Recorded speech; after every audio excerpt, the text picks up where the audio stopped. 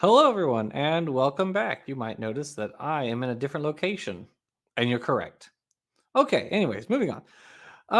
So today, joining me is my host and co-host, Peter of Gonna Go For It fame. Welcome back. I imagine that you're saying words and that they have sound attached to them, but Yes, and I can actually yes. make myself heard. Everything is going Ooh. wrong today, Jackson. I have no clue what the hell's going on. I live in the woods, and I had a guy on a bicycle crash into my house, saying that he was followed by a guy with a dog, not knowing that he crashed into the house of a guy with a dog, probably. But maybe he did because I came out of the door with a dog. So he took off, left his bicycle. I had to call the cops, and the cops took the bicycle. So, and this was just minutes before I had to start my show a couple of hours ago. So I had no clue what I was doing. I wanted to prepare, as I always do, talk to the guest a little. Artie was going to be my co-host. Had no clue what the show was about until a few minutes before the show. So yeah, eventful day. And still during the show, obviously one of the girls came home, so I had to explain, "Hey, did you see a guy outside?" Which made her panic for some reason. Um, so I told her that the cops already were there and were looking for the guy. I don't know if they found him because they haven't called back. They don't call back if they catch him. But I've had that problem many times. They just never call back. it's So just really weird that you're sitting in your house and then you hear a lot of noise, and I can look outside because I've got surveillance cameras on this monitor, and I see a guy just crashing into the front door with a bike, which is weird because we only get cows and horses and the occasional yeah. uh, uh, agricultural machinery passing by, but that's it. No people on bicycles. Well, uh, also joining us is Nestlig, who is back. Welcome Hello, back. hello. We missed you. We're glad to have you back. Yeah, Well, I missed you too. And I took a break for the holidays, but I'm back. And unfortunately, I got sick. Hence why my voice is a bit affected, as you may noticed. no, slightly. Yeah, it happens. I But usually, uh, I usually get sick around Christmas, so I understand.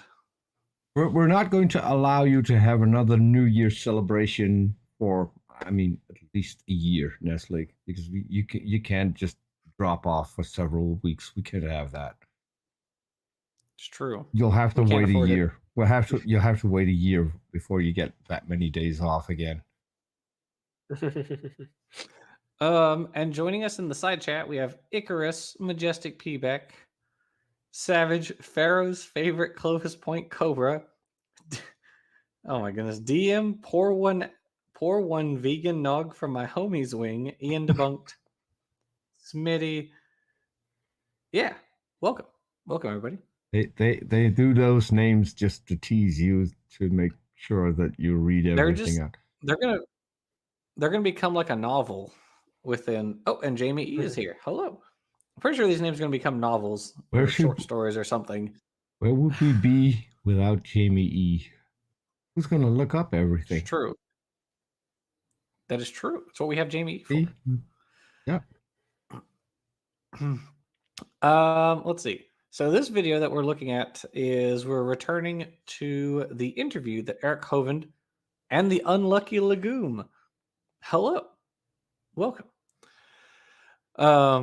We're returning to the interview that Eric Hovind did with Stuart Burgess, who is an engineer who has a number of notable accomplishments to his name.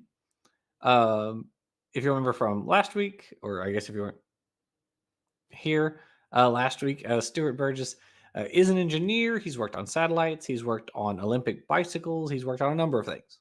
And so he has actual, and he's a professor of engineering. I don't remember which university he said he's at currently, but he's been at a number of them, like Oxford and no, didn't he say he was at like Liberty now?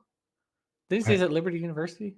I have no clue. The only thing that I recall was the bicycles, and that he worked on the solar panels for Mm-hmm.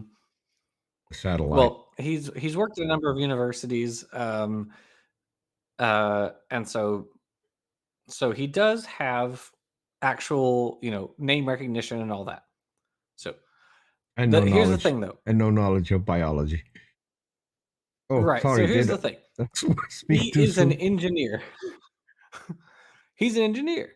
Mm-hmm. And while we would not question his knowledge of engineering, he's not a biologist. And yet he is acting as though he is an authority on biology when that is ostensibly not his field.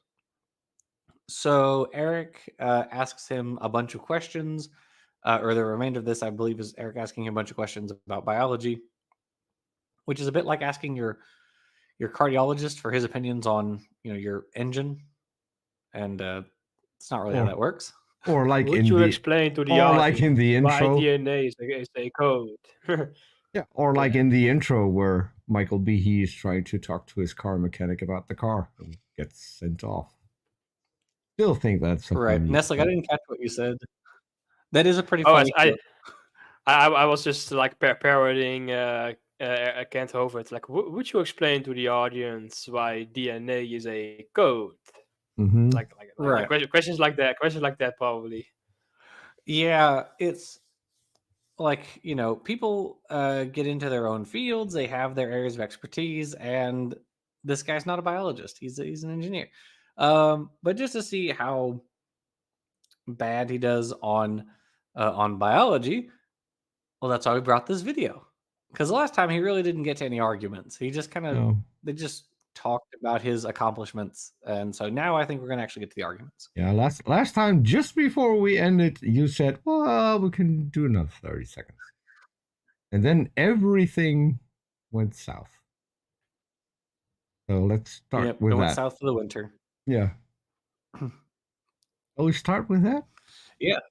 Okay. Yep. Yeah, I think we'll start with that one. We'll go over again what he says and actually be able to pick it apart this time. Okay. So let's go into design and reverse engineering and what really happens. Teach us. Yeah, I mean, just to make a quick point on that, evolution is actually bad for science, because if you really believe in evolution, you wouldn't bother to investigate the design of things like the human knee joint, because you think, well, it should be badly designed. But as a creationist, I'm not held back by that negative thinking. And I've done some bio-inspired design of joints like the knee joint. And it's because of my creation worldview, it's helped me with my science. It gives me the expectation of seeing brilliant design. But I'd like to give you some specifics. Okay, so that's just abject nonsense right there, just through and through. The idea that if you accept and acknowledge that evolution is true, and that evolution is responsible for biological structures, that you therefore have to, or that you would, I guess, dismiss all of life, all the structures, all the biological structures as badly designed and or badly evolved, and therefore you wouldn't study them. I don't even understand where did he even get this idea? Because one, that's not how evolution works. I think it's a horribly phrased argument or an appeal to consequences. Like, if you believe this, then this bad thing happens for some reason. Right. And the thing is, that's not even how evolution works, right? Like, things may be like jerry-rigged in evolution, but that doesn't mean that they're necessarily badly designed. Like, natural selection hones things to be good at a particular job, and then things get good at that job. Now, they may be bad at other jobs, but that's because there was no selective pressure for them to be good at other jobs. We talked about the recurrent laryngeal nerve last time, right? So the recurrent laryngeal nerve is good at passing signals from the brain to the larynx and vice versa. But it was not originally used for that purpose, and now it's stuck behind the aorta, and it's way longer than it should be. Well, yeah, it is. I mean, it's still good at passing signals back and forth. That capacity hasn't been diminished in any way, but it takes longer, and it's done in such a way that no intelligent designer would design it that way. Well, how do we know that? Well, we can look at designed objects and we can see that. when when you want to make a connection from A to B, you make the shortest possible connection, right? Like that's just Yeah. you use as few resources as necessary to accomplish your goal. That's literally just how construction works. But the biology doesn't work like that. If it did, then the recurrent laryngeal nerve wouldn't be 7 times longer than it is, right? Than it has to be. It could just go from the larynx to the brain. That's a pretty short route. There's nothing in theory stopping that from happening. I mean, there are other nerves from our brain to our throat that are right next to it. So, it could just work that way, but it doesn't. It's a consequence of our development and our evolutionary history that it is this way. And I really haven't seen any good creationist arguments explain why the nerve is so long. I saw one guy argue that like, oh, well, that's just a product of our development. It's like, well, yeah, but that doesn't explain why it's that way. That just tells us how it gets to be that way If it's a during product, development. if it's a product from our development, that has to mean that there was development, right? So we Well, weren't yeah, I mean, like we from weren't like so we weren't created. We developed over time. That's kind of weird for creationists to say.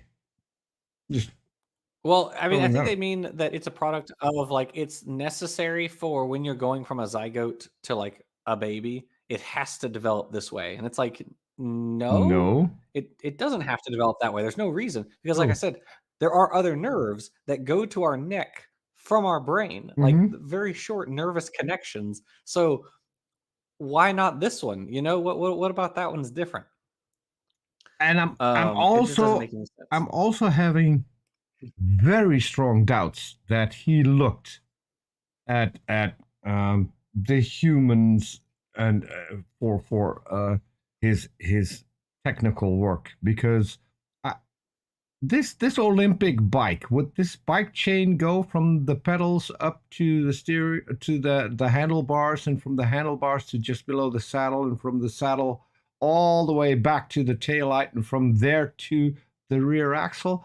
I don't think so. But I mean, Who's your buddy for $10 says it's the incredulous idea that with every biological change that the pre-existing structure is removed for the new structure instead of it just being a variation of what already exists. A pre-existing structure. Yeah, I mean, yeah, it's the structure. Yeah, the current structure is a variation. Yeah, Yeah. on what previously Mhm. existed. Yeah, you're right. And Yeah, I it's, agree with you. it's actually very surprising how, like when, like after birth, like there's pretty much no indication of like any morphology that's similar to the gills of fish. But when you look at the embryo, there is there's a striking similarity between them. Of course, the creationists will deny and say like, oh, they are not gill slits. Well, Even though it's the same genes and the same bones. yeah, it's also the same arteries and nerves. Yep, exactly right. Yeah. Because, and that was also something we talked about last time. I think, pretty sure I mentioned it. The pharyngeal arteries. We have 6 pairs of pharyngeal arteries while we're developing, but 3 pairs just stop developing. Why? Why would that have to be the case? It's not like, and in fact, one of them doesn't even like form all the way. It doesn't even become a full like pair. It just kind of stops developing midway, and it's like, why? What is the point of this? It's obviously not bringing blood anywhere. what would be the point? Um, I can help but you yeah, with no, I that, think it's really Jackson. we. I can help you with Oh, that. Yeah, God knew that creationists wouldn't be using their brain too much, so it doesn't need all that blood. that's very true. Yeah, I don't know. It's just this is a really weird argument. It does suggest to me that he's Yeah. like never talked to a biologist before, because the whole job of biology is to study the natural world. So you're going to study the natural world, and in doing so, you may find that some things are weird in their structure or origination or whatever, but that doesn't mean we shouldn't study them. Like, I don't even understand that line of logic. I genuinely don't. It just doesn't make any sense to me. Yeah, also the argument that he's making is that like if you believe in evolution, then you have a blind spot to things. But ironically, you can make the argument that like evolutionary biology has applications in like engineering. Like I believe like evolutionary algorithms are used in design nowadays in engineering. Yeah. And one of my favorite examples of this is if you look up the evolved antenna. I think NASA used that for their probes, or one of the probes. You just Google search evolved antenna, and then you can see a Wikipedia article on that. Okay. Yeah. I think Tony Reed mentioned one that was like these researchers used an evolutionary algorithm to figure out the best wiring for like a hearing aid or something like that. And the computer actually made a better system than what the Yeah. engineers had made. It was something along those lines. There was a Tony Reed video about it. Like there is many like for any design there are many configurations that you can right. do, but so finding the optimal configuration is sometimes difficult, and maybe you can use like an algorithm to discover the optimal solution to a problem. Yeah. Oh, who's your buddy for $5 says the last one was poorly worded. Simply put, in real life, evolution doesn't operate under Pokemon rules. Yeah, absolutely. Yeah, you're right. Yeah, I agree. Yeah, it's not like wholesale changing of parts. It's yeah, gradual evolutionary change. And then Jamie Eve also put the evolved antenna in there. Thank you. So yeah, I don't know. This is a weird argument, but anyway, we can keep going. Examples from the field of biomimetics. So a really simple example of bio-inspired design. I mean, one of the most famous is Velcro. There was an inventor called George de Mestral. I think he was a Swiss engineer, and he noticed how the burr plant would stick to his clothes and his dog. And he said, hey, I could copy that. And he really copied it very closely. And he became very, very rich because Velcro was very quickly successful. So a very simple example of copying God's design. But here are 3 journals, because this has become in the last 20 years a really big and important topic in engineering. There's a lot of business involved in copying designs from creation. There's the Journal of Biomimetics. I've been a guest editor of that. Earlier this year, I was a guest editor of that journal. I've been the editor of the Journal of Design and Nature. These are all secular journals. I published a lot of papers in bioinspiration from the Institute of Physics in the UK. And what is interesting about these journals is there are thousands of engineers publishing case studies of copying designs from nature. And what they all say is that the gold standard of design is in nature. What they are saying is the opposite of what Nathan Lentz, Jerry Coyne, Richard Dawkins are saying. That's what it was. Those atheists are saying. I have Sorry, I said Nick Matsky wrote the book earlier. I meant Nathan Lentz, but he's another one of the like science communicator guys. Yeah, Peter? Yeah, so we study nature to implement ideas in design. That's why we study fish and whales and dolphins in aerodynamics, because obviously God meant them to fly, but yeah, I mean, it doesn't always work the way that you want it to work. Sometimes we get ideas from an entirely different field and implement them where in nature they're not found. Okay, you've got flying fish. I'll give you that. Those exist. but they're I do not like as RJ's good. comment. RJ's comment? I like RJ's comment. God loves Velcro, but not mixed fabric garments. Apparently, Yeah. Another thing is that the guy that is who invented Velcro is really, really mad that everyone calls it Velcro, because Velcro is the name of the company, not of the product. And they make a lot of different products. Not kidding. That's yeah. a true story. The guy gets mad if you Hmm. call it Velcro. I don't know what the actual name is, because that's about 1.5 sentence. But that's probably why people call Yeah. it Velcro. I think it's, again, he's operating on this assumption that that like everything in evolution is bad and poorly or it just doesn't work very well, and that's really not what evolution says. The evolution is about making things under naturally selective pressures, they become good at certain jobs or certain functions. That means they're good at what they do, right? So you're good at a thing, but you're not supposed to be used for a different job, because if you try to use it in a different set of circumstances, then it's not as good.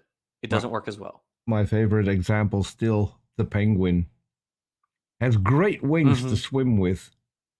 Not so much working when it comes to flying. Yeah.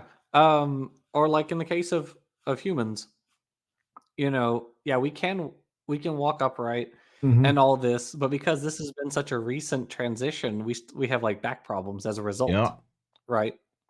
Because we didn't evolve. I can Only attest to very that. recently have we evolved in the direction of like, this obligate bipedality. And so we have lots of back problems and neck problems and leg problems, all that sort of stuff. And so it's like, that's not to say we're not good at walking. We are very good at walking, but we have a host of problems that come with it. And another thing in evolution you have to realize is the concept of evolutionary trade-offs, because you can never have everything in evolution. You can only devote so much metabolic energy to your adaptations, right? So some of your ATP and whatever else can be used for those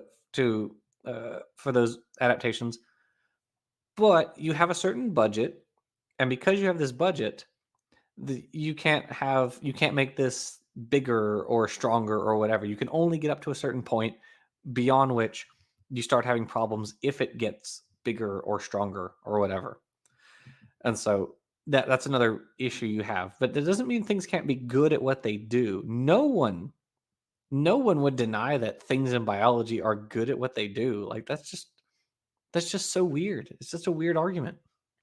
Like he's of course operating on a I guess false assumption, I would say. Like Mhm. that like, oh, if evolution is true, then everything in nature would be like not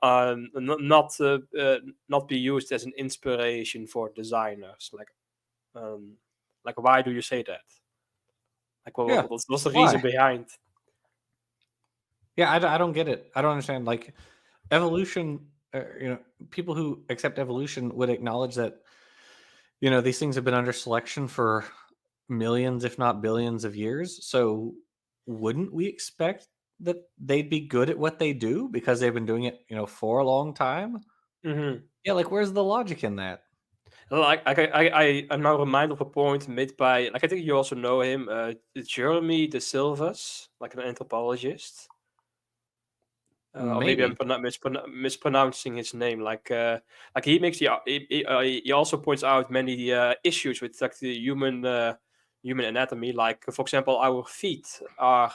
obviously primate feet that have been like reorganized to keep our large toe in line with the other toes Hmm. with ligaments basically. And but we still have these tiny and many and tiny bones in our feet that can cause issues like bunions and such things.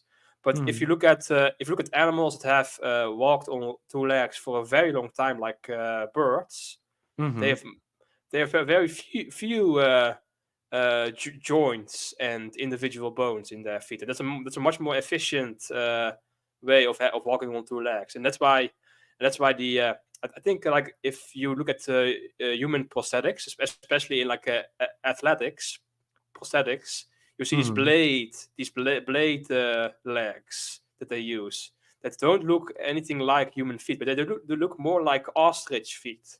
These blade prosthetics. Mm-hmm. And that's the point that Jeremy De Silva makes. That's interesting. I didn't know that. Yeah. So I guess like you could say hypothetically, if our descendants survived for many millions of years, perhaps we will lose more and more toes, and eventually we will be walking on one toe or maybe two toes on each foot. Well, like an ostrich does. yeah, or a horse or something. Yeah. Yeah. With regard to your bird example, yeah, birds. Well, I guess kind of in general. In general, when organisms kind of have like a radiation, they try out a bunch of different body plans, and a lot of times they have a lot of different like segments or bones or whatever. And then what you see over time is natural selection like cuts down the number of segments that they have or the number of bones. So like if you look at early arthropods, all the early arthropod lineages had lots of segments. But Yes. most arthropod lineages lost most of their segments. So like the chelicerates are descended from like Sancticaris, which kind of looks sort of like it had lots and lots of little of like limbed segments. They don't have that anymore. They've really cut down on those segments. Or birds. Birds are dinosaurs. And they had like long bony tails previously, and they didn't have a fused synsacrum and and all these other bones which are now fused. They're unfused wing fingers originally. Yeah. But over time, if you fuse a lot of your bones, you have fewer moving parts, and that makes you better at flying. Right? So Yes. So yeah. And it's actually a similar thing also happened from the transition from sea to land with tetrapods. You also have like many bones were lost or fused. Yep. Yeah, you just kind of have that a lot. It's a lot of getting better at some job often involves losing lots of things rather than gaining lots of things. So, yep. Okay, well, we can continue. Nature is badly designed, but if you speak to the engineers in these journals, they say, no. Creation nature is the gold standard of design, and you must copy it as much as you can. So you see this complete contradiction. And going back to one of the frustrations of speaking to the public. I have to jump in. So why don't cars have legs? Why do we use a wheel if legs are better? Because there's nothing in the animal kingdom that has wheels. Why is that? Because it's obviously the best way to get around on all kinds of different terrain. So this is just, it's not the gold standard. Well, he keeps saying this the biologists say that nature is badly designed, but thank you Jamie E for linking the video. But engineers say nature is very well designed. Actually, biologists say nature is very well designed. What do you mean? It's designed by natural selection, but like Darwin made this point back in Origin in 1859. What do you mean? Why do you keep saying this obviously false thing? I think he heard the objection that nature's poorly designed, but it was never like explained to him. So when someone says something is poorly designed, it could be legs are sexier than wheels. I do agree. That is very true. But this whole bad design or good design is to me it's a bit of a red herring. I think we also made that point in our own video on the suboptimal design.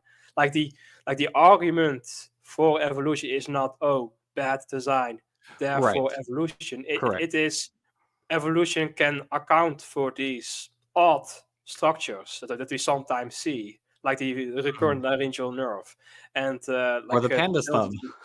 yeah, or that, yeah, and the ID creation is a lot more like, well, I guess the designer just wanted it to be that way. Like that's how they would say that. Yeah, Yeah, there's no there's no explanation on that part. yeah, there is no explanation from the intelligent design people on well, I mean, maybe God just really, really wanted the recurrent laryngeal nerve to go around the aorta, I guess. I don't know.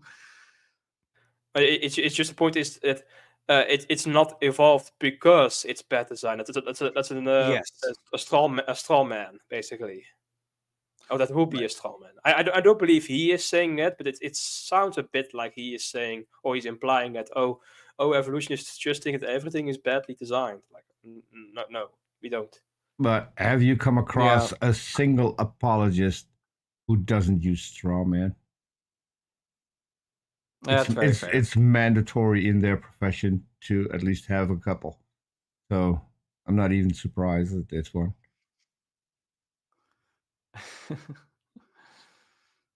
Yeah. So part of their job is to make actual scientists look stupid.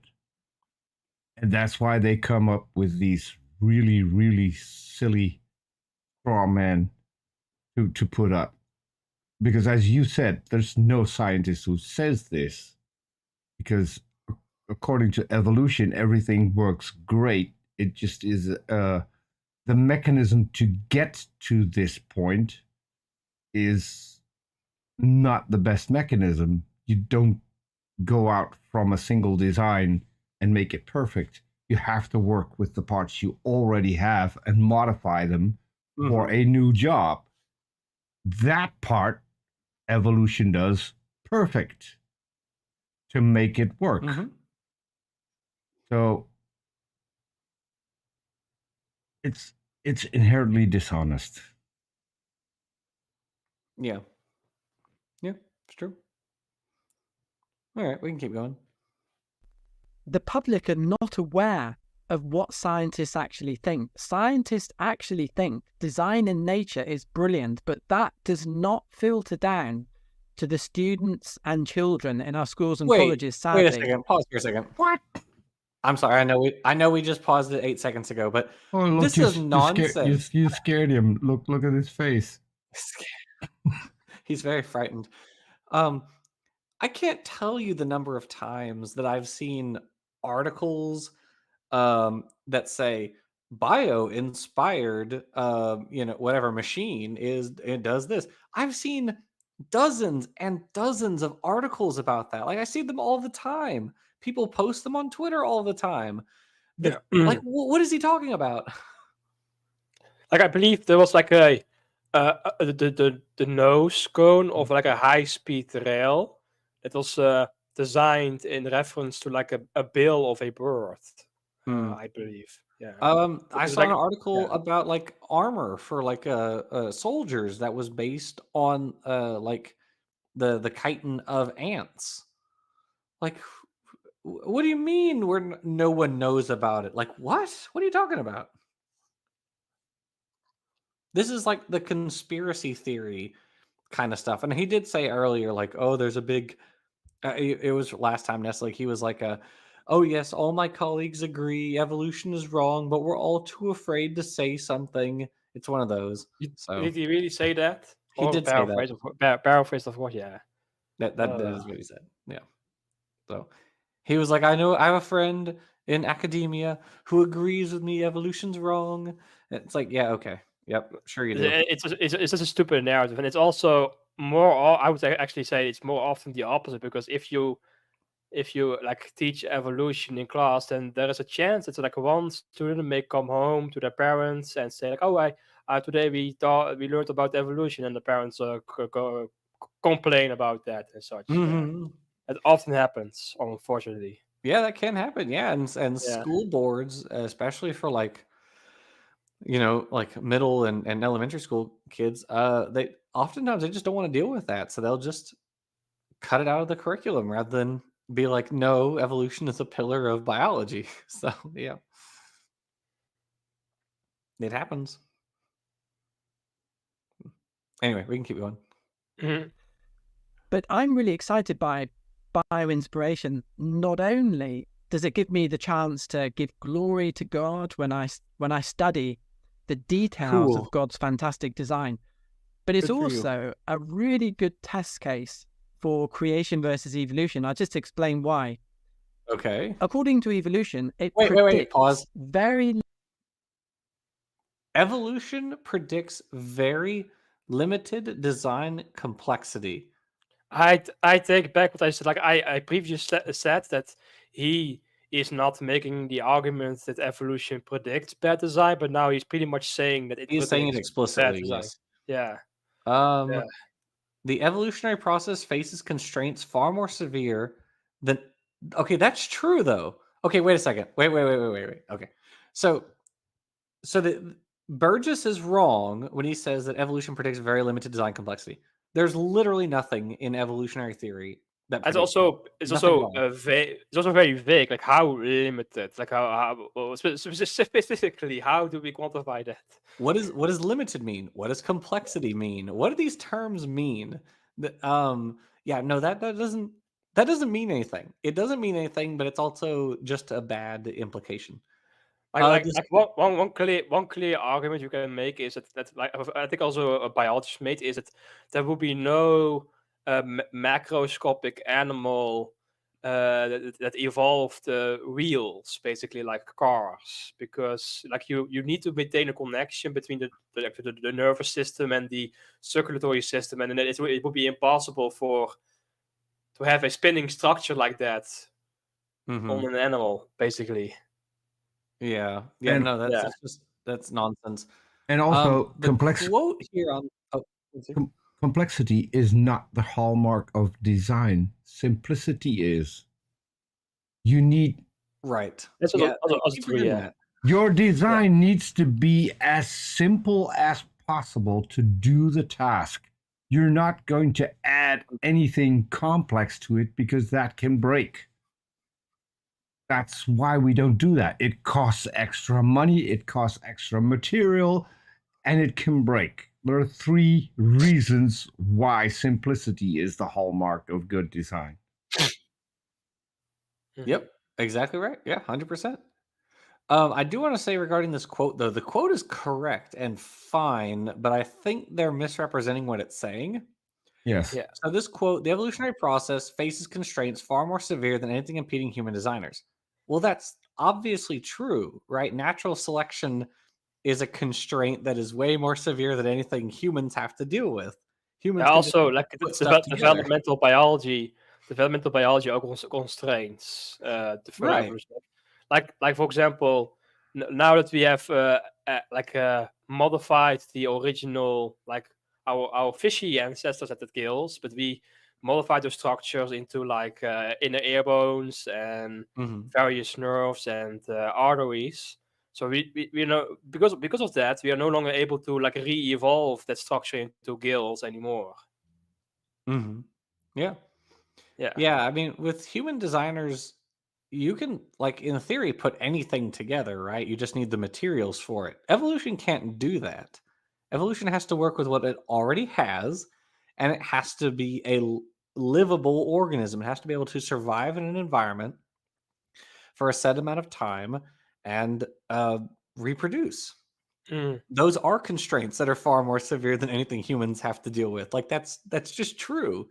But that does not necessitate very limited design complexity.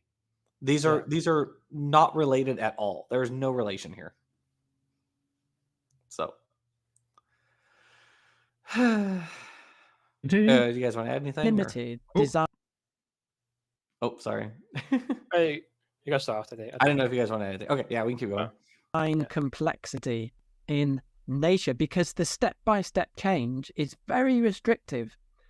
Just to give you an example of this, Stephen Vogel, is he was a restrictive. leading evolutionist at Duke University. He said the evolutionary process faces constraints far more severe than anything impeding human designers. That's For example, true. when I'm teaching my students, I say to them, when you're designing a product, don't try an evolution process because you won't get anywhere. Use your, I try not to say God-given, but use your creative ability What does that even to mean? bring things together, not pause evolving for a step moment. by step. I can repeat what I said earlier about that the engineers do use evolutionary Yes. algorithms. Yeah. Evolutionary algorithms are things that are objectively used to design actual real world technology. When he says, I tell them not to use evolutionary process, what does he mean by that? Like, So legitimately, what does that mean? what I think he means, and he's even correct, I think, in saying that, is if you're going to develop something, if you would develop it the way it is developed in evolution, you go through different stages where what you're designing is having a completely different function. So yes, that's what you should avoid. I mean, Yeah, I you guess you shouldn't do it that way. Yeah. if you have students at a university and you have to tell them that, they might not be qualified to be in a university because they should have known that already, that that's not how things work. Yeah, you're not supposed to design with like very slight variations for hundreds of Mhm. generations. Yeah, you're not supposed to design that way, but fortunately nobody does. It would be beneficial that if you design something that you can actually design it within one lifetime. Right, exactly. Yeah, like this is nonsense. No one designs things that way and nobody No, expects to. no, but this is the dishonesty because you have to make it look stupid. And this is a great way to do Yeah. it.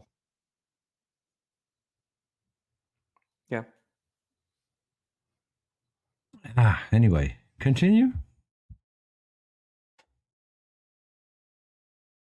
Oh, Jackson froze. Hold on. No. I don't know if that was me. It kind of cut out for a second there. Yeah, you froze there for a second. Shall we continue? Okay, all right, we can keep going. Yeah. So a human designer can do much better than using a process of evolution. But what this means is, if evolution were true, the natural world should be clumsy and simple. This explains why Nathan Lentz No. and Jerry Coyne claim the world is badly designed. It's No. not because of evidence. It's because evolution predicts it. That's why they are No. saying No. it. They hope There's literally that natural pause. world is badly designed. Okay, there's literally nothing in evolutionary theory that says we predict the world is badly designed. There's nothing at all. That's not a principle of mutations or natural selection or sexual selection or gene flow or genetic drift or speciation. It's not a prediction of common ancestry. No part of evolution predicts bad design. No part. None of it. That is not a prediction of intelligent design. We can explain it better under evolution, but it is not a necessary prediction of evolution. It's also Yeah, and badly designed is subjective. Yeah, we talked about that in the video. and he uses the word clumsy. You will not find any evolutionary biologist who will tell you that evolution is clumsy because it's actually an extremely beautiful process that people admire and there is a reason that was it Dawkins who wrote the book The Greatest Show on Earth, Yeah. because of his admiration on how nature works. And this is true for a lot of scientists who look at evolution and how it has worked and how it has gotten us the diversity of life that we have today. So this is another straight up lie Yeah. and a sure sign that Sewer next to the fun zone is bad design, says skeptics and scoundrels. That's very true. yeah. Yeah, that's a paraphrase of an old Robin Williams quote or from a movie he was in. Oh yeah, like when he was a robot, right? I forgot the name of the movie. I don't remember what movie it was, but yeah. Yeah. Well, yeah, I mean, DM, pour one vegan nug for my homie's wing. God designed it that way. Well, I mean, it that has to be the case, right? I think Huxley said that, didn't he? Like, if you want to explain something on creation, the only thing you can say is God wanted it so. And he's right. Hmm. That's really all you can say. Yeah. In all fairness, most fundamentalist believers, the people who watch Eric Hovind, will tell you that sex is dirty, so it's not too far fetched.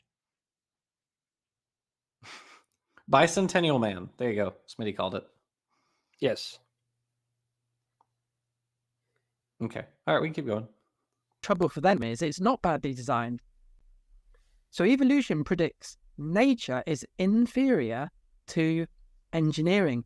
The problem for No. them is that There's no evidence for nature that. is always superior to Oh, engineering. pause I for a think this moment. is Okay, a simple. it is a bit late, but in the previous slide, he's quoting someone saying that evolution is as constraints and limitations, and then he makes a non sequitur to say that. What does he say specifically? Like it predicts that That everything. design should be that there should not be complexity in nature. Okay, can you go back a bit for a few seconds, Peter? Well, he said evolution should predict or predicts that nature should be better or worse than engineering. Oh yeah. Evolution predicts nature inferior to engineering, like Mm-hmm.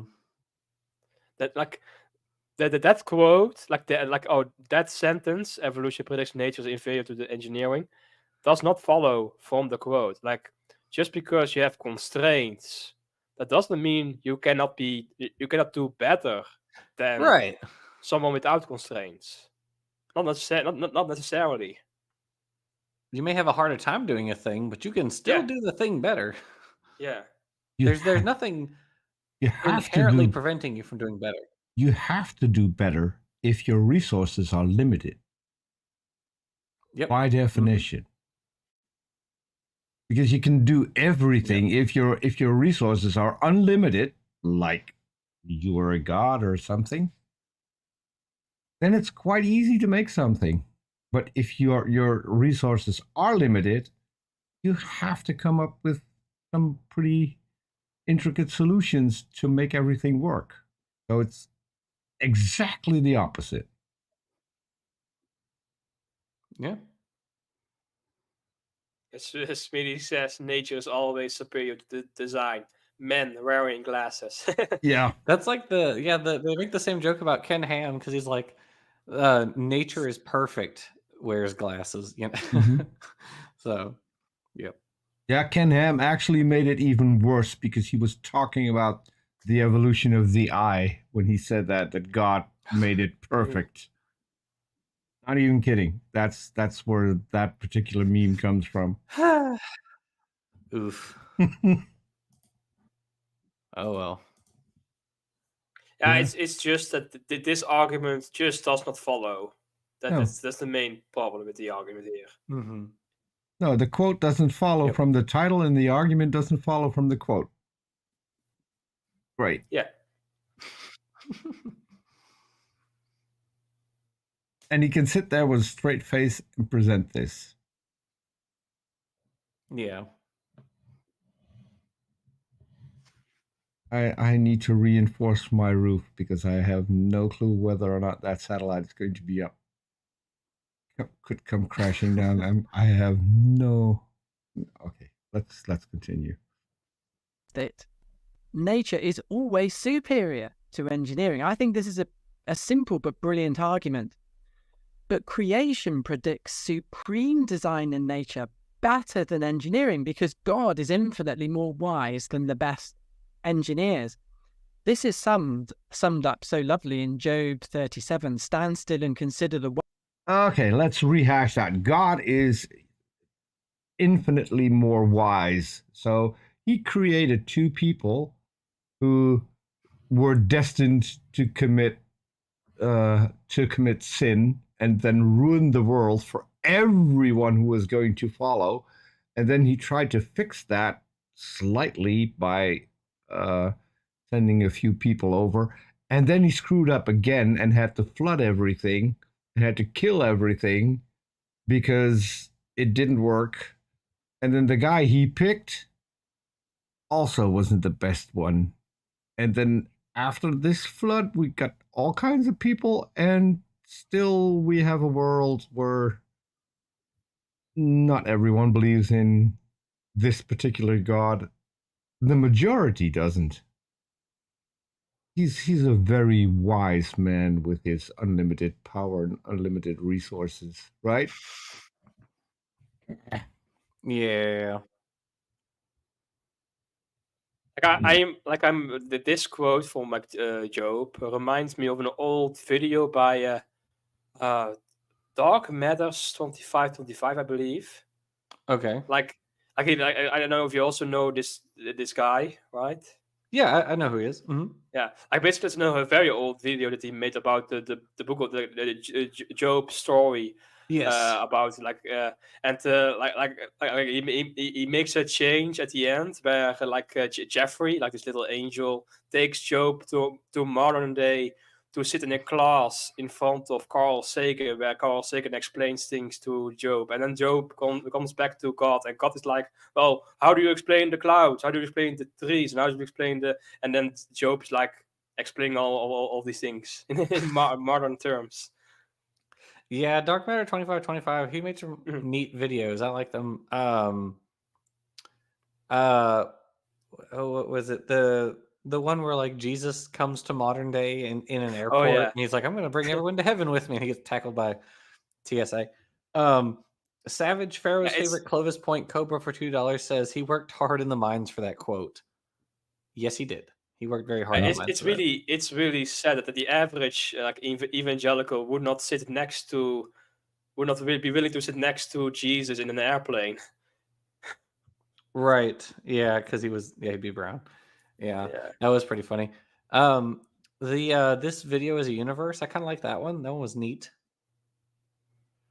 But yeah, he made a lot of good videos. Oh, the one where like all the atheists get raptured. That was pretty funny. So like Aaron Ra is in heaven, and Kate from Bionic Dance and a bunch of others. Yeah. Which reminds me, weren't you a fan of Trey the Explainer? Yeah, I like Trey the Explainer. Did you see that he went on video? I did. He's every bit as beautiful as I thought he would be. Yes. Well, I have to say I did have a completely different image of who he would be, but he looks like an incredibly cool guy, someone that you would want to meet up and hang out with. Because that video where he said that he was on camera for the first time, that was perfect when it comes to production quality. Damn. He had that nailed. Oh, also Jamie E posted the If Jesus Return video. Thank you, Jamie E. Yeah, Dark Matter, he made a lot of cool videos. I haven't seen his stuff in a long time, but I enjoyed it. But there's so many channels that are really cool. You know who I miss? Non-stamp collector. There are, yeah. Non-stamp collector. Yes. He was on Twitter for a while. I haven't seen him in a while, I don't think. So yeah, I don't think it's been a little while since I've seen him. Just with stick figures, he could make the most brilliant videos. The Bible Contradictions show, that one was pretty funny. Oh yes. Yeah, he made a lot of really good videos. Maya, I don't have a crush on him, but he just looks like a guy that you would really love to hang out with and talk. Because I have a crush on him. If you watch his videos, the research that he puts in his videos is incredible. I mean, yes, I too was watching the videos for the plot.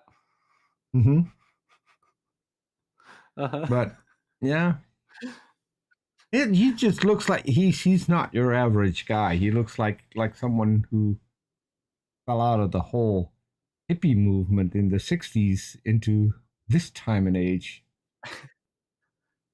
I like people Cool who hard logic. do not Go ahead. conform to the normal standard. You need to stand out.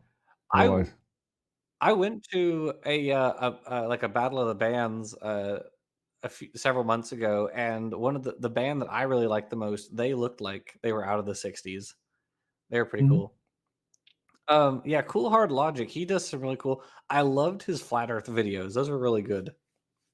I used I'm using the argument from his flat earth videos on Dapper and I are going to be talking to a flat earther later this month. And so Oh no, really? yeah. And so I'm going to be using the plane argument because I think that's really intuitive, where like on a flat earth, you would have to cross if you were going from Sydney, Australia to Johannesburg, South Africa. The fastest way from Australia to South Africa is to cross first of all South Asia and then East Africa and then the Middle East and then East Africa. That'd be the fastest way. Of course, no one does that. You cross the Indian Ocean, and it's a 3-hour plane ride. So if you are on a plane that takes 3 hours to go from Sydney to Johannesburg, for that to happen on a flat Earth, you would have to be traveling faster than the speed of sound. Of course, there are no commercial airlines that travel faster than the speed of sound anymore. Or so they say. anymore. Yeah. There used to be the Boeing. There's a Boeing that The Concorde The or Concorde. something like that, right? well, no, not the ones that travel faster. The fastest one today in use is a Oh. Boeing. Oh shoot, what is it? It's like Boeing 400 or something like that. I can't remember offhand. Anyway, It's not it the one. It's not goes the one. below the speed of sound. Not the one the doors fall off of. Right. Hold on. Fastest commercial plane is the Boeing 747 8I. Yeah, so that's the fastest commercial plane, and it does not go faster than the speed of sound. It goes quite below the speed. It's like 700 something miles per hour, so quite below the speed of sound, which is like 826, I think, miles per hour. So for a plane on the flat Earth to go from Sydney to Johannesburg in 3 hours, you'd have to go faster than the speed of sound. It's just not possible. Of course, that doesn't happen. Ergo, the Earth isn't flat. It's that easy. Yeah, and skeptic. Eric from Skeptic and Scoundrel says, "Bring the Concorde back." Let's not do that, because let's keep in mind that over time, those planes aren't as good as they used to be, and that's why one crashed, and that's why it killed off a new Concorde. Because apparently, Also, there isn't a lot of room inside, so there is that like the cost will be very high per passenger, probably. Yeah, that too. Yeah. Yeah. So, but isn't also right. I'm now looking at Trey, the explainer's face reveal, and the hair reminds me of Weird Al Yankovic. The hair. Yeah, it kind of does. Yeah. Sorry about. We can move on. No, you're fine. All right, we ready? Yeah. Wondrous works of God, who is perfect in knowledge. I say to my students, you should always be inspired by a good designer, and therefore you would be mad if you did not look at creation, because God is the perfect designer. The best thing any engineer can do is to study the designs of a perfect designer, to study the designs in creation. So what do we find in the natural world when we study?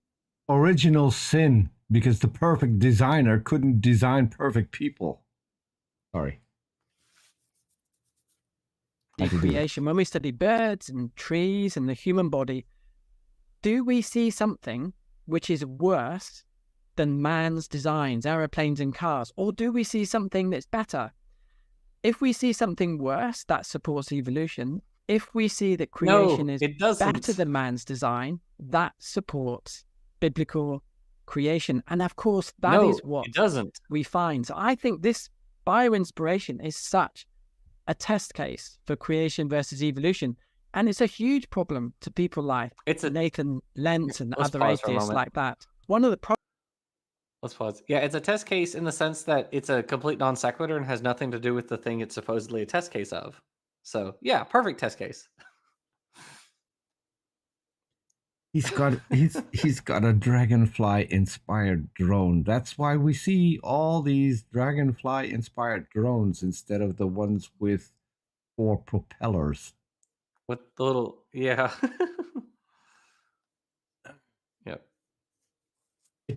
It could work. Not saying it couldn't work. I don't think it's going to be as stable as the ones that we already have. You're not going to hang your 4K camera on a thing that flaps its wings. It's not going to give you good video quality, I can tell you that. Yeah. Continue. Yes. Projects I've worked on, one of the most fun projects is producing a micro air vehicle about the size of the human hand. It's based on a Dragonfly design. It's for Cool. use in difficult situations like earthquake recovery, but also spying. In fact, I was actually Very neat. sponsored by the military in the UK. So we studied the European data Dragonfly and we tried to copy it. Now that Cool. Dragonfly not only flaps its wings, but it twists its wings to create these special vortices. And we found this extremely challenging, trying to produce a flapping vehicle that could not only flap, but twist the wings. The Dragonfly, this particular Dragonfly, twists its wings at least 40 cycles per second. We could only Okay. reach Cool. 10 cycles per second, but our design was still judged to be one of the leading ones in Europe. But through doing this Cool. project, we soon discovered how brilliant the design of the Dragonfly is. And if Hey, you let's read a pause for a moment. biology book, So let's talk about eyes for a second. So actually, let's do this other thing. Savage, Pharaoh's favorite Clovis Point Cobra for $5 says, speaking as a professional pilot, let me know when you see a 40-ton bird doing Mach 0.85. Yeah. Yeah. A 400-ton bird. Did I say 40? I meant 400. If I said 40, my bad. It's a good point. I don't know if I said it. Which one I said? Anyway, yes, very true. Yeah, very true. Eyes. So the concave eyes, like the ones that we have, the camera eyes, are much better at getting resolution of the environment than convex eyes, like arthropod compound eyes are, because their eyes are like a series of little tubes, which are called ommatidia, and it's lots and lots and lots of these little tubes, and so the arthropod's brain puts together all of the images that are coming through those, and that's what creates the total image. Now, the thing about these is that they're a lot worse at seeing than our eyes are, because it's like they've chopped their retina into a bunch of little teeny tiny pieces, and then the brain has to put those back together, has put the images back together. Well, for an arthropod to have the same resolution with their eyes that we have with our eyes, they would have to have ommatidia that number into the millions. But the Dragonfly has the most ommatidia, and it's only about 30,000. So, yes, their eyes work well enough to see but their resolution is nowhere near as good as ours, right? Because that's just a consequence of their evolutionary history. Yeah, trilobites also have pretty decent eyesight, or had pretty decent eyesight. Oddly enough, they didn't use the same materials in their lens as like other arthropods did. Yeah, they used like a crystal, which was very odd. So their eyes are internets. Oh, we can keep going. Dragonfly is supposedly a primitive creature, but it's not a primitive creature. It is more No, it agile is than the not a best primitive fighter creature. jets made by man. So here we have this example of what we find in creation is superior to engineering, not inferior pause for a as moment? evolution would.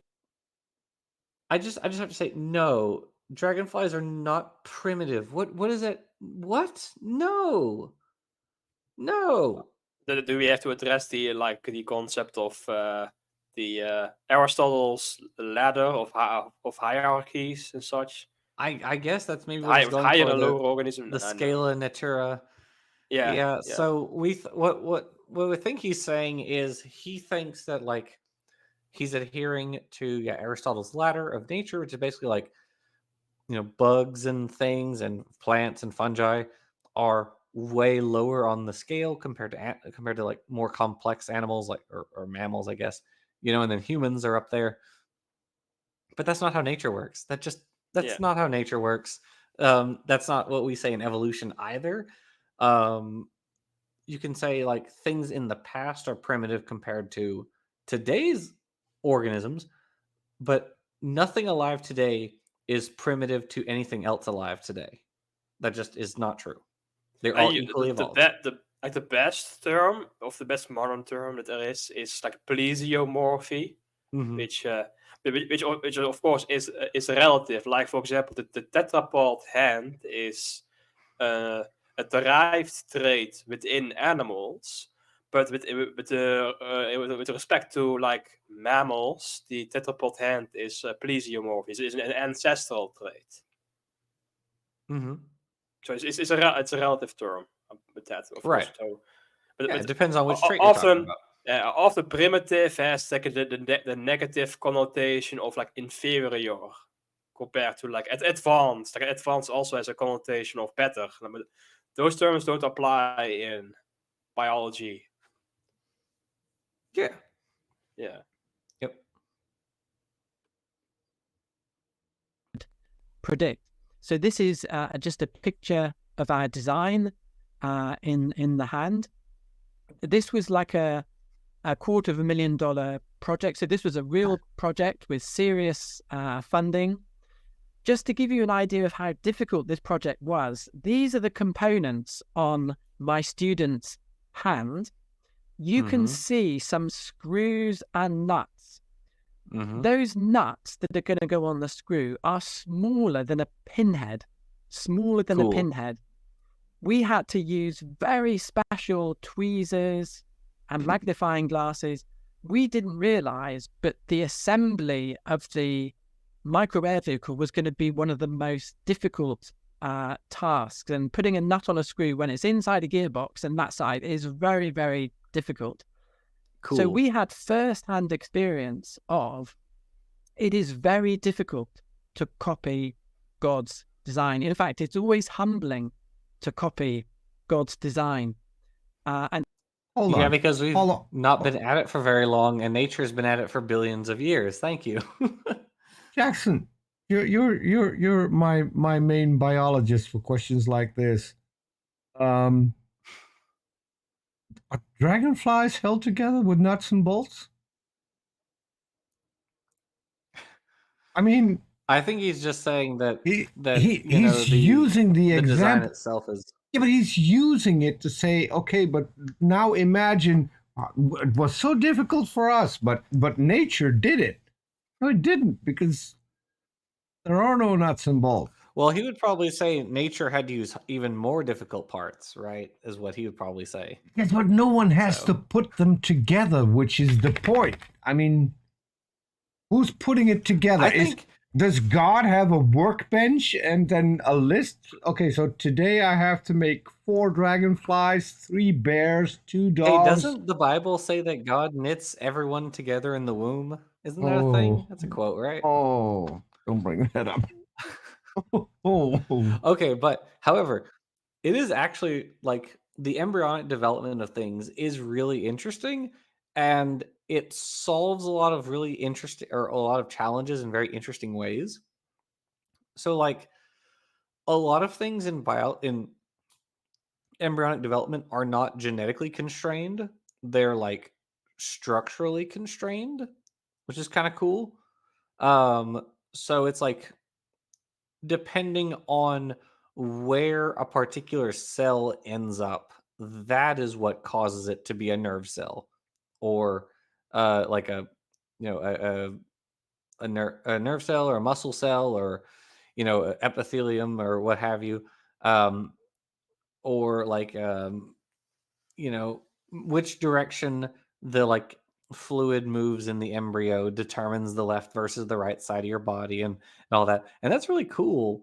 um but we know how a lot of it works, right? And there's no magic, there's no design involved. It's biology and natural selection.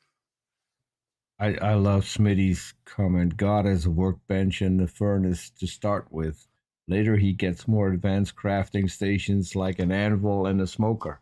Ha, humans have 3D printers.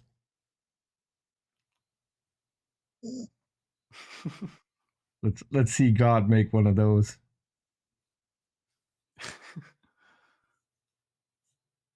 That would actually help. He could have designed things better if he had a 3D printer. Well, God can make anything humans can't make, right? But Yes. he can't make anything humans can make. No, he can't write a book. He can't build a boat. He can Yeah. part the sea, but he hasn't done that lately. He should have been there for when that boat ran aground in the Suez Canal. Where was God then? He Yeah. they could have used some help.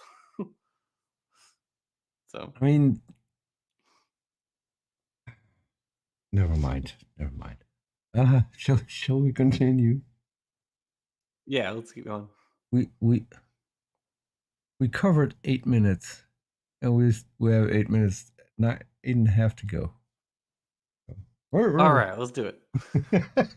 So, when I hear Nathan Lentz says, nature is full of bad design, he hasn't looked in detail at the design of these things. He's just saying it because evolution He's a predicts biologist. that. You are not a biologist. But the actual evidence is contrary to what evolution predicts. So this was one of my we haven't most gotten fun any examples yet. projects. So I You gotta can ask, answer- yeah. did it fly? Like It could do how limited. successful is that?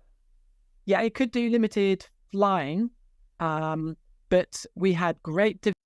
Wait. So he's boasting about a drone that they made, and it could do limited flying. Yes. As in just how the Dragonfly can do limited flying. What? Yep. That's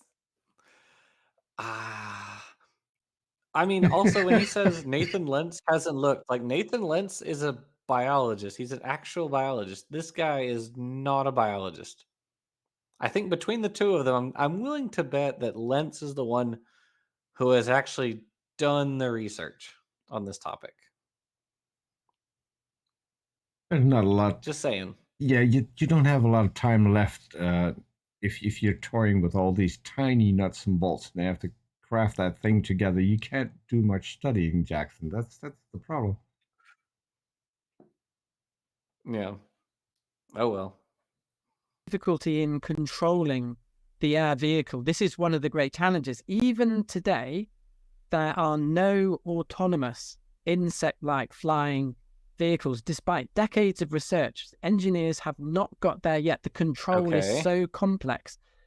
And yet, these insects have a brain, smaller than a marble, sometimes, the size of a rice flake. Okay. There are no autonomous flying. Dude, DJI Mini 3. Google it. It'll follow you around. And you don't have to do anything. You just have to tell it, so see that guy down there? Follow him. And it'll follow you autonomously. Huh.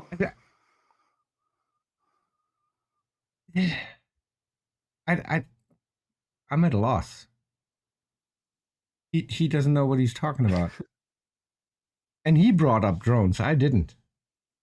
And yet, in that tiny brain, they can control very complex flight control that engineers still cannot copy. And these are supposedly, primitive, ancient creatures, but they are beyond the best of what man can design. Wow. And I want to ask you about the whole bottom up versus top down. So when you're doing the Dragonfly prototype, you're starting with the end result. You knew you wanted to reach something that could fly like a dragonfly. And you're saying the evolution worldview, it doesn't know what it wants to produce. So it's starting with really, it can't start with anything, but it's supposedly starting with just those nuts and bolts and trying to figure out what to make versus starting with an end in mind. Is that kind of the difference between the two views? Am I understanding that right? No, that is absolutely correct. And that is not, evolution process is not how engineers design. When I'm teaching my students, I actually teach them for engineering standards. Algorithm. The engineering standards actually say you must design top down. You start with the system, the functions, you then look at the subsystems, and eventually you fill in the details, because if you start with nuts and bolts and try to work bottom up, you just get nowhere. You just get into dead ends, and you cannot produce these complex. No one expects you to design that way. No one expects that. Can I also point out that if you're going to design something, it's going to be designed for a specific environment, not for an environment that is constantly changing so it can adapt to every single change in that environment. This is how evolution has to work, because it has to cope with a changing environment. Your designs don't, because then you scrap it and you start over. You don't fix anything. So if you make a bike and you've got an Olympic winning bicycle, and then you get a flood, you just trash the bike and you build a boat. You're not trying to make it so that the bike can swim. I mean, that's the big difference. Or am I the only one who picked that up from what he just said? No, I think you're right. Yeah. Yeah, I agree. System. So this whole process of evolution is just the opposite of how people design. Because I've heard the argument that evolution is no. Evolution is, look at all the different designs that it took to finally get to this one that works right. That's what evolution is doing. But we're saying, no, evolution doesn't have the end goal in mind. They don't have the final product in mind. That's also You're true. assuming there's a final product in mind, when with evolution, there is no final. What? You can design a better and better and better and better pen, but you had an end thought in mind, and evolution doesn't have the end thought in mind, and that's the difference. The difference is it works perfect now in the environment now, whereas it worked completely different in a different environment. Yeah, so if we're looking at like the dragonfly, right? The dragonfly is an insect that has descended from other orthopterans over time. Like, what? I mean, it's these organisms have gotten better at doing their job in their environment. Yes, as Peter said, natural selection has honed them to be, predators that prey on, insects they can grab in, I don't know, like swampy environments or whatever, or near bodies of water. So they're good at that. And they've gotten, they're good at that job, and natural selection has selected them for that job. So over time, you can see how they've gotten better and better, more and more selected for that particular job. Right, in the same way that you can see in human evolution, we've gotten selected over time for being able to walk bipedally, over time. Right, so there is no end goal. The thing that gets from generation to generation is that which provides a survival advantage. If you have a survival advantage and you can have more offspring, then you outcompete your contemporaries. That's evolution. There's no goal, there's no end goal, and you don't need an end goal. You just don't need one. You just need to be better at having offspring than your opponents. That's it. That's not a hard principle. It also would be a really bad thing if you had an end goal in evolution, because that would be 100% guarantee that you're going to go extinct. Mm-hmm. Yeah. If you can't adapt to newer things, then yeah, you're gonna die. Sorry, guys. I'm getting a bit tired. Also, probably because I'm a bit ill as well. So I'm going to bed soon. I'll see you next time. Okay. Okay. All right. Thanks for joining us, Nestle. We'll see you next time. Hope you feel better. Thank you. Bye. Catch you later, Nestle.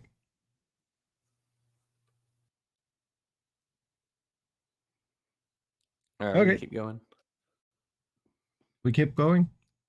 That's Mhm. correct. Yep. I mean, I think the central deception in the theory of evolution is that supposedly natural selection can almost do anything.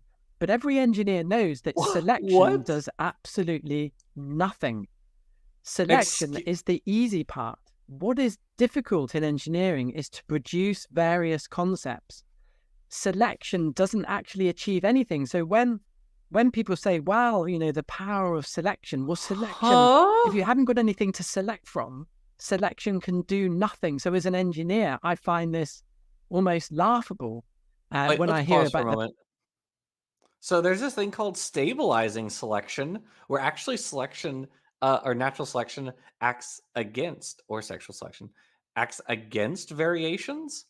So when variations occur, they're actually weeded out by natural selection, because natural selection is going towards like a mean value.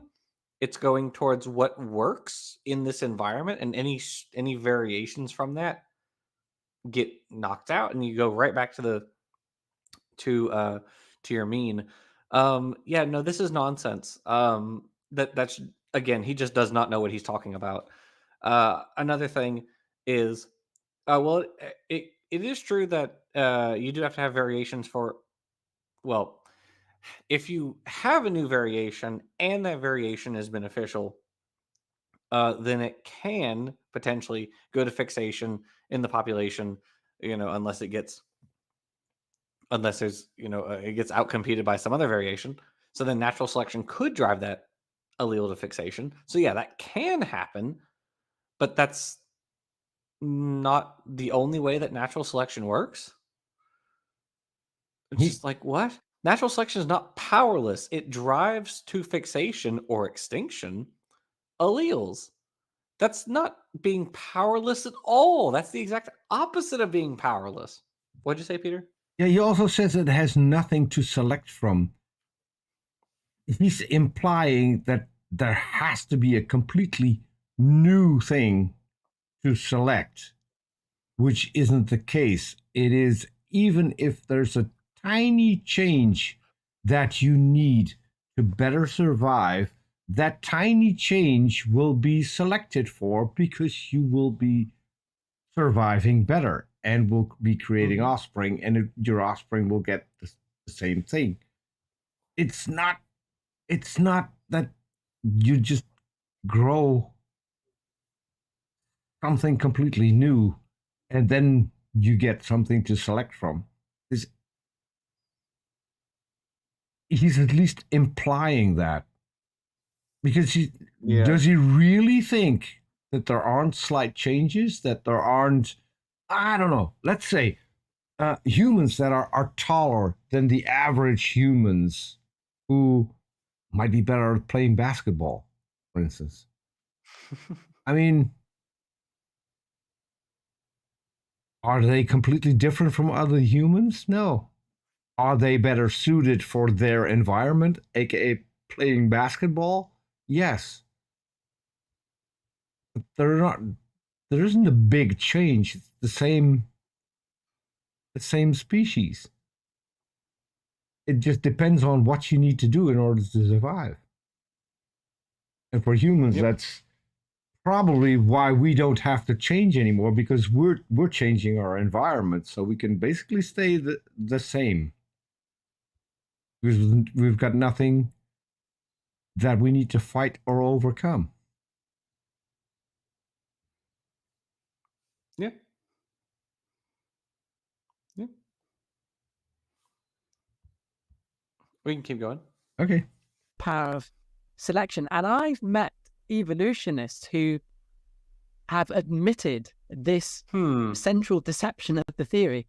I don't think you have, very actually. senior I think you're lying again. biology professor in the UK. He's a little bit famous. He's not religious, and he wouldn't go public on this. But he said to me, Stuart, did you know evolution is like a magic wand?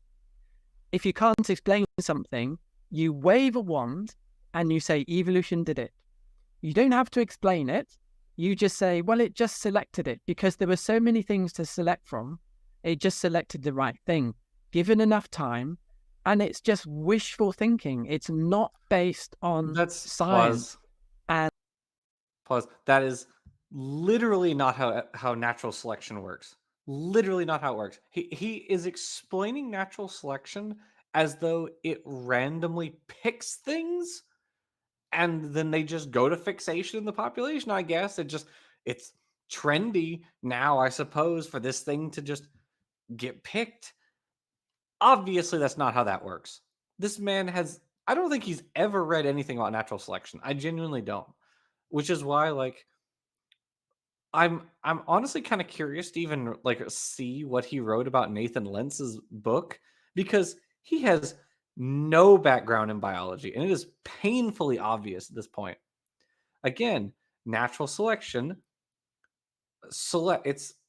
natural selection is the term for the process by which individuals who have beneficial variations, that is variations which allow them to leave behind more offspring than their competitors, that is natural selection.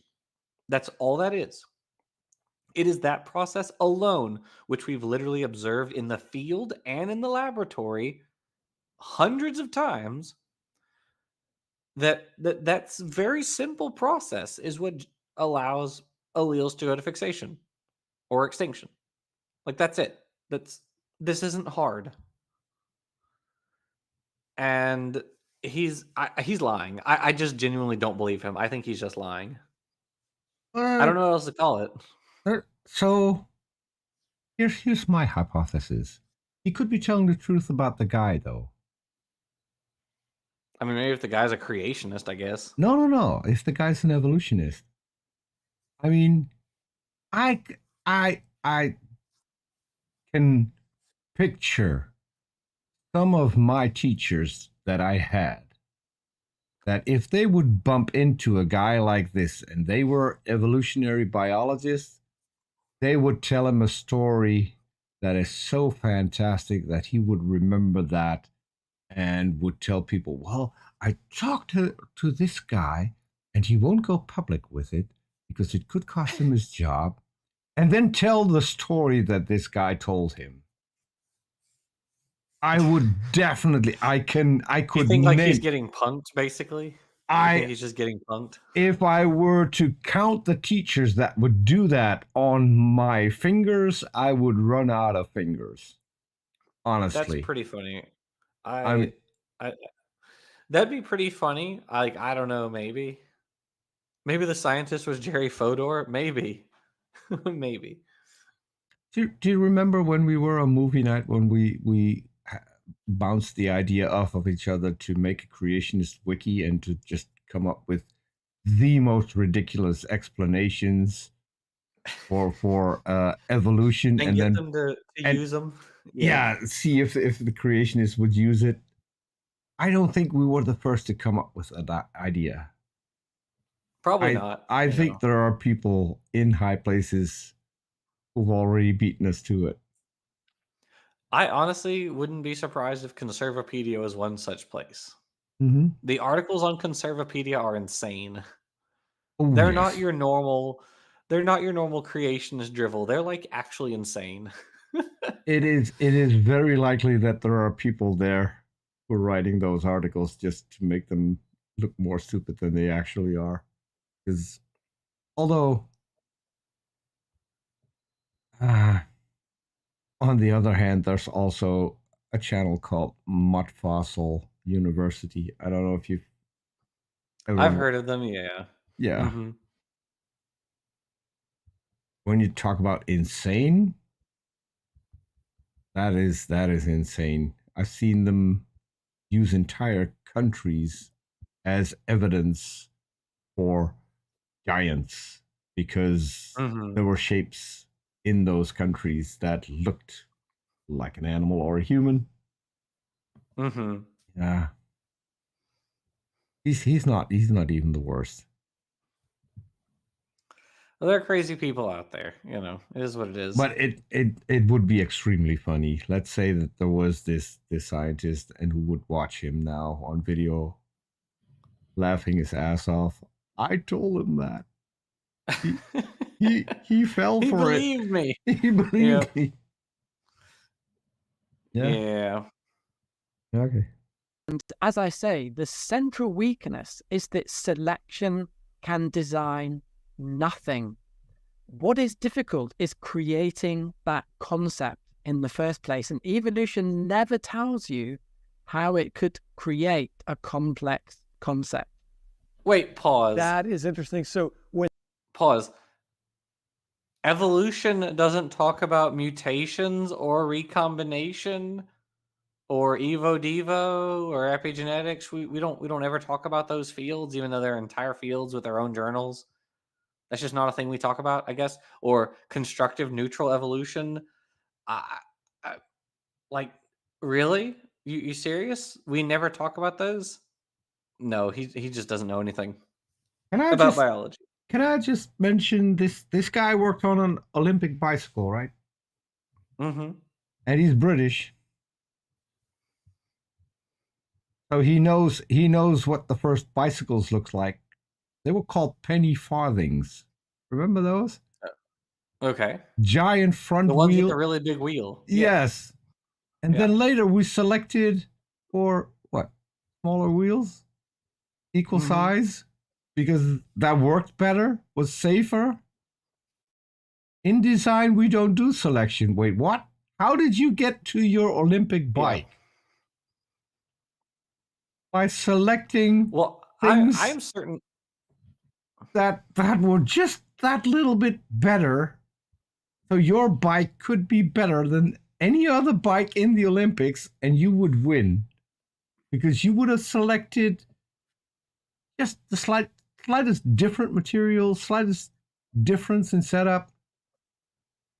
And here he is saying, we don't select in design. He didn't build that bike from the ground up. Yeah. Oh, we got a creationist in the chat. That's fun. Okay. Yeah, I don't know. I mean, Burgess here is great in his field, but he really needs to just stay in his field because holy moly, this is bad. All right, we can keep going. Okay. they accuse us in the world of science of being God of the gaps and just, well, if we don't understand something, God did it. And I've always said, no, you don't understand. I'm not a God of the gaps. I'm a God of everything. He did the stuff we know and that we don't know. but they're an evolution of the gaps. So God of the They're gaps. literally just waving the wand of evolution, saying, "Oh yeah, well that's how evolution did it." That is interesting. Yeah, especially so with abiogenesis, the idea that life could come from a chemical soup. That is the best example of a God of the gaps. You know, you can't explain it, so you just say evolution did it. Yeah, evolution of the gaps. Hey, social media, unfortunately, I've got to let you go. We're at the half-hour mark.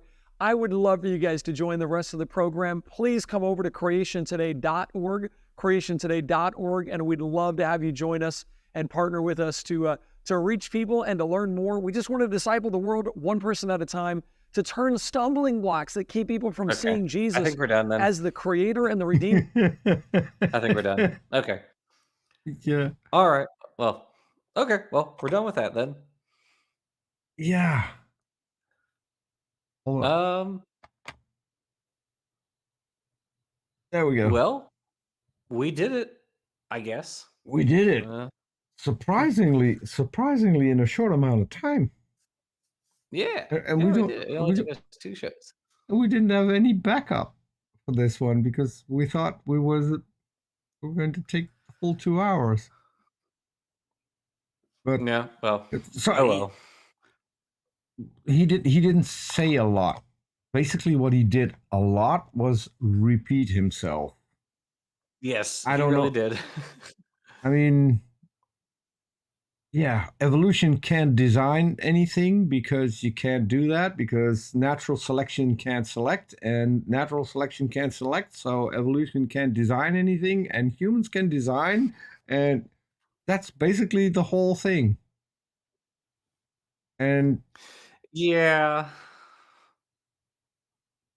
Suddenly, it even gets too much for Eric Hovind. So he doesn't even say goodbye to the guy, doesn't even let him say a final word to end the show on. He just starts talking about Jesus. He went, okay, that's great. Anyways, our show, you guys should subscribe to our channel. Yeah, I need money. Give me money. Because... Yeah. Yeah, it was pretty bad. I think this was the first Eric Hovind video we've watched on this channel. I think it was. Yeah, it was a new low. A new low. Well, the reason that for anyone who wasn't here last time that I picked this video was it kept showing up on my feed. So Eric keeps posting like clips of this interview and they're like, 20, 25, 30-second clips, whatever. And I thought, oh, that's interesting. Okay, well, let's watch it. And it was, well, you were all here. It was bad. It was very bad. He just fundamentally doesn't understand how natural selection works. That's cool. They didn't talk about biology for over half the interview. Mm-hmm. He just kind of talked about, I'm an engineer. It's like, okay. And cool. There's a reason that he only posted 20-second clips of the video, because then if he would make them longer, people would notice that this guy's saying the same thing over and over and over and over again. He just has a new intro for every time that he says something that he has already said 20,000 times before. So that's probably why the videos are so short. But you're probably right. Yeah, you have to give him one thing. Apparently, he edited those videos so well that he tricked you into watching the video. I mean, that's true. He got our viewership of it. We did watch the whole thing. He Hovind recently posted a series of clips where he was doing what I like to call the Haranyaya method, which is where you take a modern organism and you take a fossil that looks kind of like that modern organism and you compare them side by side and say they're exactly the same. Mm-hmm. And by compare side by side, I mean you just kind of eyeball it. Like you don't really do a morphological analysis to see if, well, does it actually have all the same parts? How similar really are these two organisms? No, you just kind of go, well, this is a snake. This is a fossil of a snake. So they're the same. Mm-hmm. This is a modern dragonfly. This is like a fossil dragonfly. So they're the same. And it's like, no, they're not. and you should have done a little bit of research, but we know you didn't and can't because you're incompetent. Um, And since the what'd you say? since it was recently in the news, and I'm not going to mention why, you can Google that for yourself. You can also go to the Bass Pro Shop and get a nice fishing lure, and then match that to a fossil, and put it in your Yes. book with the hook still attached to the fishing lure. That's how things work. Yep, That's, yeah, because apparently no one told Haranyaya that he was putting pictures of fishing lures Mhm. in his book that still had the hooks on them. Yeah. So it was very obviously a fishing lure. And keep in mind, these were huge books. Yeah. I mean, PC got sent one and he showed it. That's a massive book. They're big, they're glossy. Yeah, Mhm. they obviously like cost a bit of money to make. A So yeah. lot of people didn't get decent food, so he could send all of those copies all over the world for his own Yep. glory. One of the things that I hate most about people like that. Yeah, it was it's pretty crazy. There was obviously a lot of effort was put into distributing to printing and distributing those books, but not so much into researching them, you know. No, I'm pretty sure the printing and the shipping was the biggest cost. Oh, I'm sure it was. Yeah. Yeah, I did a video, or we did a video on this channel a few years ago titled the Haranyaya method, I think, or the Haranyaya approach, something like that. And we talk about that. There's actually I think he used to have a YouTube channel who's called Exabyte Spider. Um, yeah, I think he had a channel, but he's on Facebook now.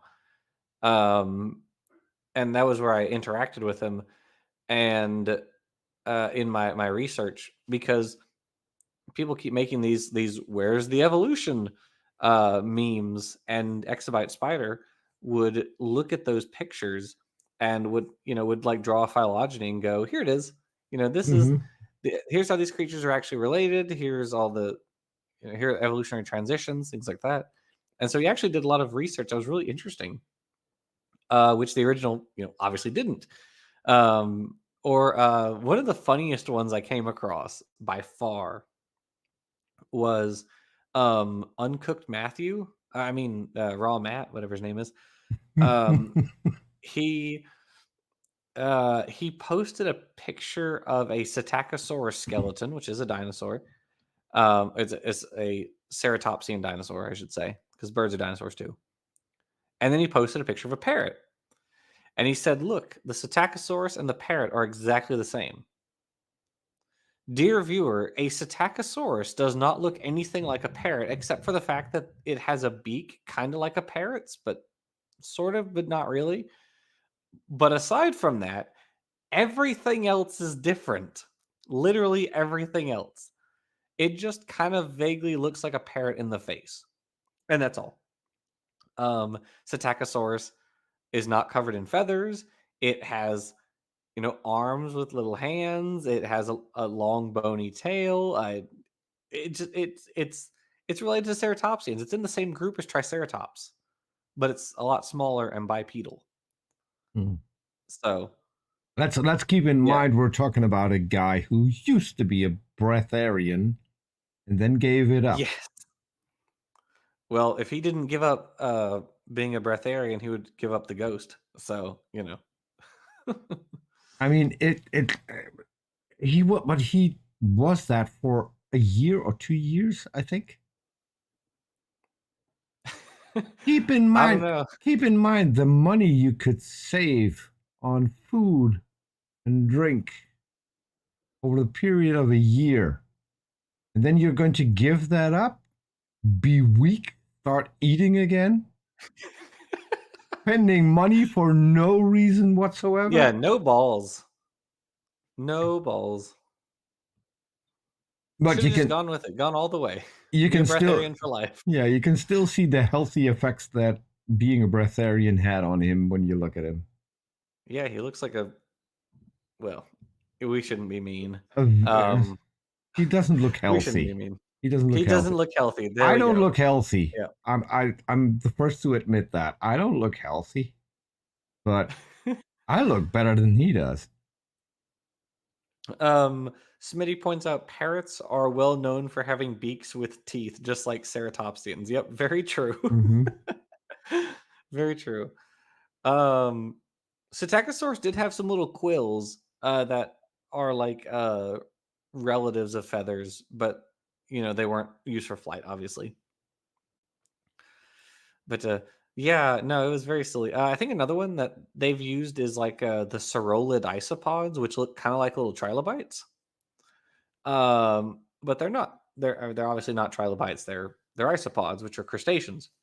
And so, I think it was Uncooked Matthew said that they he said they are trilobites, which they aren't. They don't have the same mouth parts. They're not in the same group.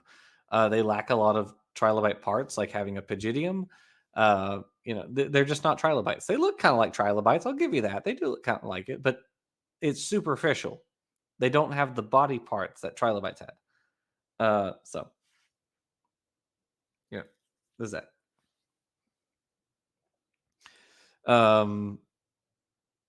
The coelacanth is one of their favorite examples because yeah, proto feathers. Coelacanth is one of their favorite examples because they can say, and most people won't check them. Oh, hey, coelacanth hasn't changed at all. It's identical, since like the dinosaurs were around. It's not true until you put them next to each other. Yeah, and I mean, if you look at it, sort of like, and you don't really deeply investigate it, yeah, they kind of look pretty similar. I'll give you that. But if you actually stop and you do an actual rigorous morphological comparison, you will find lots of differences. And we talked about this in the coelacanth's tale. We mentioned some of the differences between coelacanths and their closest cousins, which lived in the Jurassic, which like Swinzia.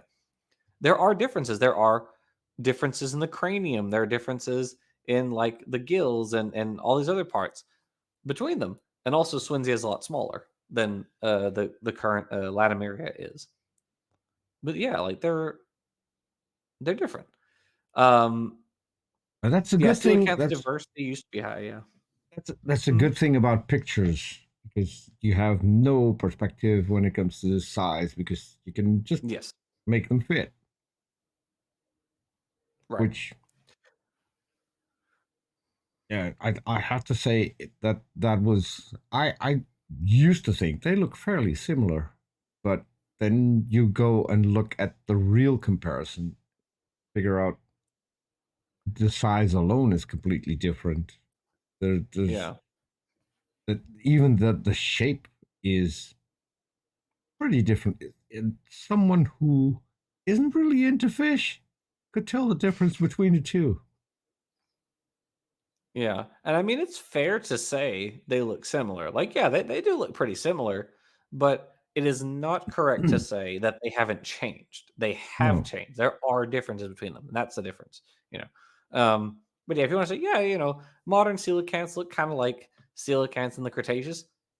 Yeah, okay, sure, they do look pretty coelacanthy, but they're not identical. And if they're not identical, that means evolution has occurred. So yeah, so evolution has occurred. So yeah, another one, yeah, and this kind of gets into this gets into like the a broader conversation about like the concept of equilibrium, of like punctuated equilibrium in evolution, and the broader concept of like living fossils or stabilimorphs, whatever you want to call them, and how they are really well adapted to their particular niche, and therefore they don't really need to adapt all that much, to adapt further, I should say, because they're really good at what they do, just like we were talking about earlier.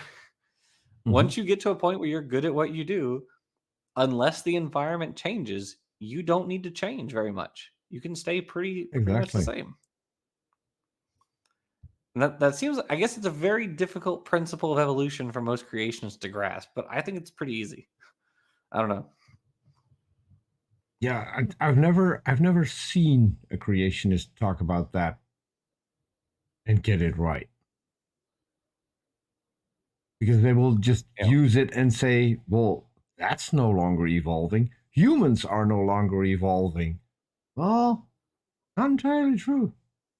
There are Yeah. humans on the planet who have strange mutations. There's a family in Italy that no longer is prone to heart attacks.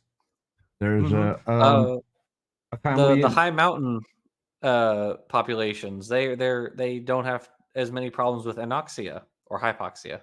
So I should say hypoxia, not anoxia. yeah, but what I mean is developing new traits. There's a family in Germany that has an extremely high bone density with Well, give right, but I mean, these with over generations, like around the world, populations that live in high elevations, they develop mutations in the same genes over Mhm. generations that make them better at surviving in these lower oxygen environments. There's these indigenous people called I think it's the Bajau, and they have larger spleens on average because like over generations their spleens have gotten larger because they dive, and so your spleen provides you with like an extra boost of oxygenated um, red blood cells, and so this allows them to dive for longer than other people. And so that's also a result of evolution. So you're right, yeah, this is like lactose tolerance is another example of evolution in humans. Like we've developed a bunch of different um novel alleles, that are spread all throughout our populations. There are some populations with endogenous retroviruses that aren't shared with other populations. So those are new endogenous retroviruses that haven't gone to fixation in humans yet. So we can see how that process happens in real time. So yeah. Yeah. So my biggest problem with all of this is that they need to lie, even if they could have at least some arguments where there are still questions within evolution that haven't been answered yet. If they were to focus on that, but why would you need to lie in order to push your own religion? That's the part I don't get. And I'm pretty sure that a lot of these people know that they're lying. Yeah, could be the case. From Nafi Khan, what's your thoughts on Aaron Ra's argument that creationists believe in macroevolution but not microevolution, but they don't realize that because they don't understand their own arguments? Um, Creationists do sort of believe in both micro and macroevolution. Yeah. They say they only believe in micro, but they accept macro also. They just don't want to call it that. So the definitions of both, so microevolution is genetic change below the level of species, and macroevolution is genetic change at or above the level of species. So speciation is included under macroevolution, and creationists accept like ultra hyper rapid speciation, so they therefore accept macroevolution. However, they want to characterize that as just microevolution, which it isn't. Microevolution happens within macroevolution. So I think you're right. I think it's to some extent they maybe don't understand that, or creationists just die on this hill arbitrarily. They really don't have to. There's nothing in principle that prevents them from accepting macroevolution. Because I mean, they already have a very arbitrary cutoff for the kinds, so it's not like saying they accept macroevolution would like change that at all. It's still super arbitrary. It doesn't matter. It's still arbitrary. And I have to correct, because Arn does not claim that creationists do not believe in microevolution, because pretty Mhm. much every creationist will tell you that they believe in microevolution. They just call it adaptation. That's it. Right, or variation. Yeah. Yes, or variation in within a kind, which is Right. in for some reason installed by God, because God gives these animals some slight variation to adapt. Really, really Right. weird.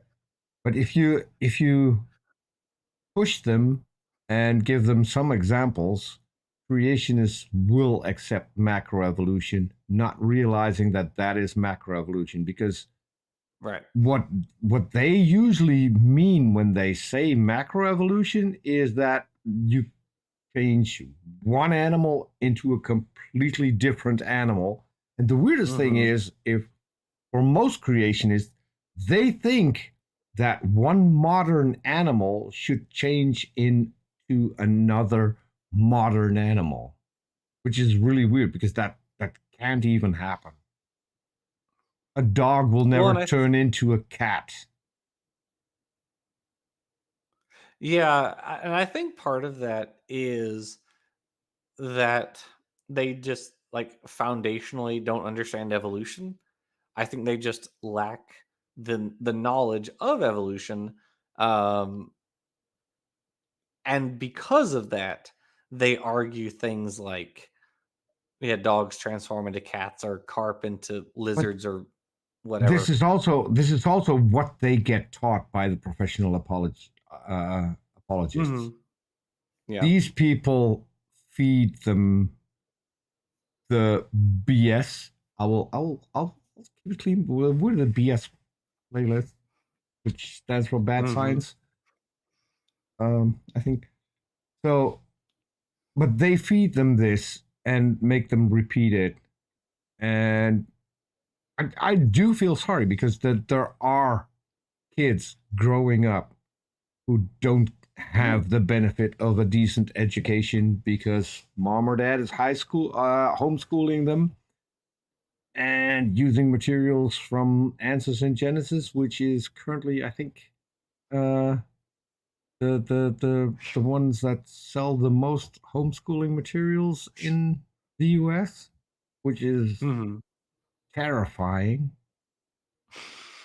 Actually, I mean,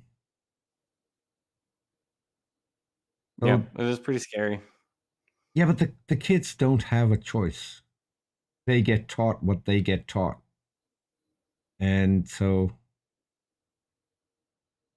there's a reason why we should push against stuff like that, Yeah, I hoping agree. that at some point they reach an age and go and watch any of the channels who are covering science, and really follow up on what other thing they've been taught. Decide for yourself. Well, great.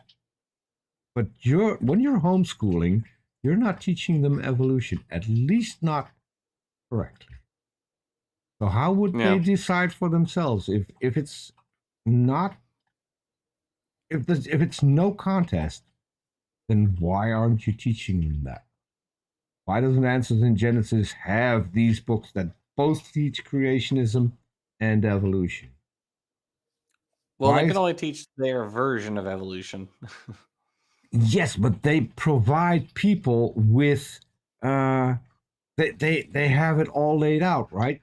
So in this Mhm. age you need these books, and for the next year you're going to need these books. They're not going to offer books that actually teach evolution, but they do keep telling us Right. we need to teach them both sides and let the kids choose. No, that's not really what you Well, believe. That's what you're saying that you want to do, but only in public schools. teach both sides for thee, but not for me. That's what Yes. they say. Yes. Um, yeah, I agree. So we're just past the 2 hour mark now. So I Cool. think we're gonna sign off. I had fun. I, it's always fun. I mean, even when you have someone like this guy. I'm not gonna need to say his name anymore. Not worth it. But Okay. it's always fun doing stuff like this. Yeah. Yep. Well, thank you, Peter, for being here. I appreciate it, and for hosting the show. Anytime. And thank you to Nestlig out there in the ether. I know you can't hear us now, but we appreciate you coming on with us. And thank you everybody in the live chat who has watched today. So we are going to sign off, and we will see all of you next time. See you next time.